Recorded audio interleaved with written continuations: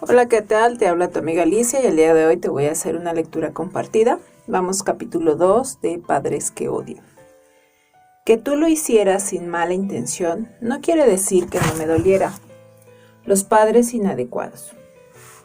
Los niños tienen algunos derechos básicos inalienables a que los alimenten, los vistan, les den abrigo y los protejan. Pero además de estos derechos físicos, tienen derecho a una nutrición emocional, a que se respeten sus sentimientos y a que los traten de tal manera que puedan desarrollar y cultivar el sentimiento de su propio valor.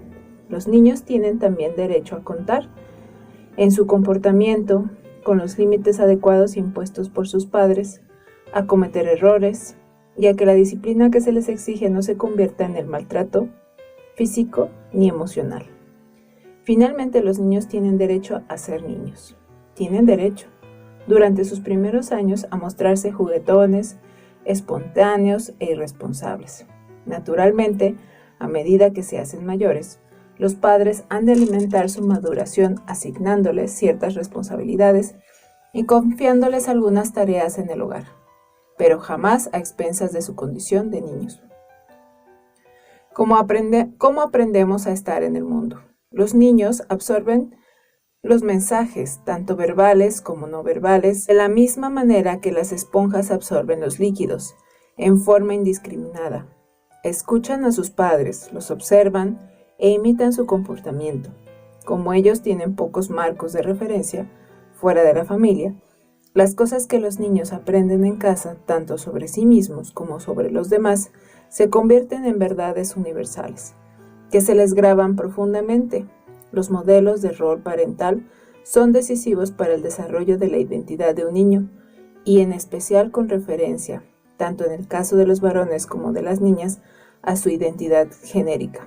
A pesar de los enormes cambios que en los últimos 20 años se han producido en los roles parentales, para los padres de hoy siguen siendo válidos los mismos deberes que para nuestros padres. Deben atender a las necesidades físicas de sus hijos, deben proteger a sus hijos de todo daño físico, deben atender a las necesidades de amor, cuidados y afectos de sus hijos, y deben proteger a sus hijos de todo daño emocional. Deben proporcionarles líneas de conducta en el terreno moral y ético. Está claro que la lista podría alargarse mucho, pero estas 5 responsabilidades constituyen los cimientos de un adecuado cumplimiento de la función parental. Los padres de quienes me ocupo en este libro rara vez van más allá del primer punto de la lista. La mayoría de ellos sufren o han sufrido disminuciones graves de su estabilidad emocional o de su salud mental. Con frecuencia, no solo se muestran inaccesibles e incapaces de satisfacer las necesidades de sus hijos, sino que en muchos casos esperan y exigen que sean los hijos quienes se hagan cargo de las necesidades de sus padres. Cuando un padre o una madre impone a un niño responsabilidades parentales, las funciones familiares se vuelven inciertas, se deforman o se invierten. Un niño que se ve obligado a ser su propio padre o madre, o incluso a asumir este papel con alguno de sus progenitores o con ambos, no tiene a nadie a quien emular, de quien pueda aprender y que pueda servirle de modelo. Sin un modelo parental en esta etapa crítica del desarrollo emocional, la identidad personal del niño se ve arrojada a la deriva en un mar hostil de confusiones. El propietario de una tienda de artículos deportivos, un hombre de 34 años, vino a verme, porque el trabajo cumplía para él la función de una droga. Era trabajólico, y eso lo hacía sufrir mucho. Oh, mi matrimonio se fue al diablo porque yo nunca hacía nada más que trabajar. Oh, me había ido al trabajo o estaba trabajando en casa. Mi mujer se cansó de vivir con un robot y me dejó. Ahora me está volviendo a pasar lo mismo con mi nueva compañera. Y eso me pone realmente enfermo, pero es que no sé cómo evitarlo. Les, así se llama el muchacho, me contó que tenía problemas para expresar cualquier tipo de emoción, especialmente los sentimientos de ternura y de amor. Diversión, me dijo con considerable amargura. Era una palabra que no figuraba en su vocabulario. Ojalá supiera cómo hacer feliz a mi compañera, pero cada vez que empezamos a hablar, no sé cómo me las arreglo, pero siempre llevo la conversación al tema del trabajo y ella se molesta. Quizás sea porque el trabajo es lo único que no me sale mal. Durante casi media hora siguió tratando de convencerme de cómo se las arreglaba para echar a perder sus relaciones. Las mujeres con quienes me relaciono siempre se quejan de que no les dedico el tiempo suficiente, ni les demuestro bastante afecto. Y es verdad, como novio soy un desastre y como marido igual. ¿Y la imagen que tienes de ti mismo es un desastre? Lo interrumpí. Parece que el único momento en que te sientes bien es cuando estás trabajando. ¿Cómo lo explicas? Porque es algo que sé hacer y lo hago bien. Trabajo unas 75 horas semanales, pero siempre me he roto el alma trabajando, desde que era niño. Fíjate que fui el mayor de 3 hermanos. Creo que mi madre tuvo algo, una especie de depresión cuando yo tenía 8 años. Desde entonces nuestra casa estuvo siempre a oscuras, con las persianas bajadas. Mi madre andaba siempre en bata, nunca hablaba mucho. En mis primeros recuerdos de ella, la veo con una taza de café en una mano, un cigarrillo en la otra y siempre pegada a sus malditos seriales radiofónicos. Jamás se levantaba hasta mucho después de que nosotros nos hubiéramos ido a la escuela. Entonces a mí me tocaba dar el desayuno a mis 2 hermanos menores, prepararles la merienda para la escuela y llevarlos a la parada del autobús escolar. Cuando volvíamos a casa, ella estaba sentada ante el televisor o haciendo una de sus siestas de 3 horas. Mientras mis amigos estaban afuera jugando a la pelota, la mitad de las veces yo tenía que quedarme en casa, limpiando, preparando la cena. Aquello me desagrada, pero alguien tenía que hacerlo.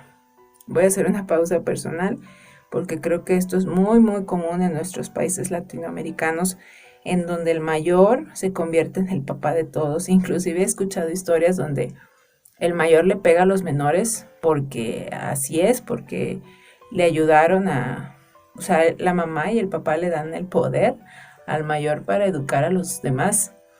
Y a veces cuando estos hijos mayores o hijas mayores se casan, los hijos menores se enojan, se molestan, se vuelven celosos. Inclusive he sabido de gente que se deja de hablar porque el hijo mayor digamos que su jerarquía fue más alta y luego la hacía de papá o de mamá. Bueno, continuando con el libro.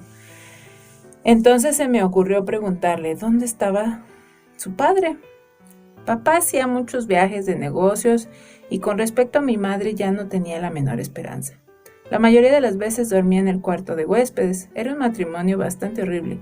Primero la envió a un par de médicos, pero como no dieron con la tecla, terminó por tirar la toalla. Cuando dije lo mucho que me apenaba la soledad que debía de haber sentido aquel muchachito, rechazó mi expresión de simpatía con estas palabras. Yo tenía demasiado que hacer para andar autocompadeciéndome. Los que nos roban la niñez. De niño, Les se encontró a menudo abrumado por responsabilidades que en realidad correspondían a sus padres. Al verse obligado a crecer con demasiada rapidez, se vio también despojado de su infancia. Cuando sus amigos salían a jugar a la pelota, él estaba en casa haciendo lo que deberían haber hecho sus padres. Para mantener la unión familiar, tuvo que convertirse en un adulto en miniatura. No tuvo muchas ocasiones de ser juguetón o despreocupado. Como sus propias necesidades eran virtualmente ignoradas, aprendió a hacer frente a la soledad y a la privación emocional negando tener necesidades. Él estaba allí para cuidar de los demás. Él no importaba. Lo que hace doblemente triste una situación así es que además de haber sido el cuidador principal de sus hermanos, Les se convirtió también en el padre de su madre. Cuando papá estaba en la ciudad, se iba a trabajar a las 7 y muchísimas veces no volvía a casa hasta cerca de la medianoche. Ya desde la puerta me decía siempre, no te olvides de hacer todos tus deberes y además ocúpate de tu madre. Fíjate en que tenga bastante de comer. Cuida que los otros niños no hagan ruido y a ver si se te ocurre algo que haga sonreír a mamá. Yo me he pasado un montón de tiempo tratando de imaginar cómo podía hacer feliz a mi madre. Estaba seguro de que había algo que yo podía hacer y de que entonces todo volvería a estar bien. Ella volvería a estar bien. Pero por más que yo hiciera, nada cambiaba, ni nada ha cambiado, y eso realmente me hace sentir muy a disgusto. Además de sus responsabilidades con el cuidado de la casa y de sus hermanos menores, que habrían sido abrumadoras para cualquier niño, lo que se esperaba de Les era que atendiera y apoyara emocionalmente a su madre. No hay mejor receta para el fracaso. Los niños que se ven atrapados en estas inversiones de roles que los confunden nunca están a la altura de las expectativas depositadas en ellos. Es imposible que funcionen como adultos porque no son adultos, pero ellos no entienden por qué fracasan, solo se sienten deficientes y culpables porque fracasan. En el caso de Les, su incontrolable necesidad de trabajar muchas más horas de lo necesario servía a un doble propósito: para no enfrentarse con la soledad y la privación de su vida, tanto de niño como de adulto, y para reforzar su antigua creencia de que él nunca podría hacerlo bastante. La fantasía de Les era que si podía trabajar suficientes horas, demostraría que realmente era una persona valiosa y adecuada, que realmente podía hacer bien su trabajo. En lo esencial, Les seguía tratando de hacer feliz a su madre. ¿Cuándo se acaba esto? Les no veía que, incluso en su vida adulta, sus padres seguían actuando sobre él como un tóxico. Sin embargo, algunas semanas después, se le aclaró nítidamente la relación entre su historia de niño y sus esfuerzos de adulto. Vaya, el que dijo, cuanto más cambian las cosas, más siguen siendo lo mismo. Realmente sabía de qué hablaba.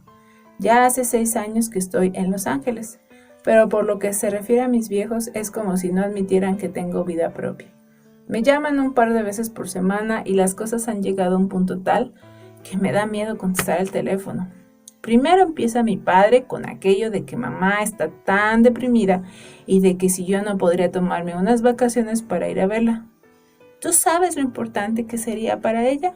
Después sigue ella diciéndome que yo soy toda su vida y que no sabe cuánto tiempo más seguirá en este mundo. ¿Qué contesta uno algo así? La mitad de las veces tomo un avión, por lo menos así me ahorro la culpa de no haber ido, pero nunca es bastante. Lo mismo daría que me ahorrara el gasto del avión. Tal vez nunca debería haberme venido a Los Ángeles. Yo le dije que llegar a la edad adulta con una carga de culpa tremenda y un sentido de la responsabilidad exagerado era típico de los hijos que se habían visto obligados a intercambiar los roles emocionales con sus padres. Es frecuente que, ya de adultos, se encuentren atrapados en un círculo vicioso de aceptar la responsabilidad de todo, de no estar inevitablemente a la altura de ella, de sentirse culpables e inútiles, y como consecuencia de redoblar sus esfuerzos y un ciclo agotador que les provoca un sentimiento de fracaso. Acorralado de pequeño por las expectativas de sus padres, les aprendió desde muy temprano que el patrón con que se medían sus méritos era principalmente lo mucho o poco que él hacía para el resto de la familia. Ya adulto, las exigencias externas de sus padres se le convirtieron en demonios internos que seguían acosándolo en su trabajo, el único territorio donde él podía sentirse en alguna medida valioso. Nunca había tenido el tiempo ni el modelo de rol apropiado para aprender lo que era dar y recibir amor. Como creció sin ningún aporte que nutriera su vida emocional, se limitó a desconectar sus emociones. Lamentablemente, entonces se encontró con que no podía volver a conectarlas, ni siquiera cuando él quería. Le aseguré que entendía lo frustrado y confundido que se sentía por su incapacidad de abrirse emocionalmente, pero le insistí en que no se exigiera demasiado a sí mismo. No había tenido a nadie que le enseñara todo aquello cuando era niño y son cosas difíciles de aprender solo. Sería como esperar que tocaras un concierto de piano cuando ni siquiera sabes cuál es el do, le dije. Puedes aprender, pero tienes que concederte tiempo para empezar desde la base, para practicar e incluso quizá para fracasar alguna vez. Y con esto terminó una parte del capítulo 2.